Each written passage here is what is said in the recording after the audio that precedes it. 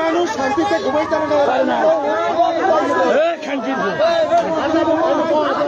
বর্তলা বাবা বর্তলা গাড়িটা লইয়া গাড়ি থিস রে শালা বুঝবে ওরে ডাকাত আমার বাবুরে ডাকাত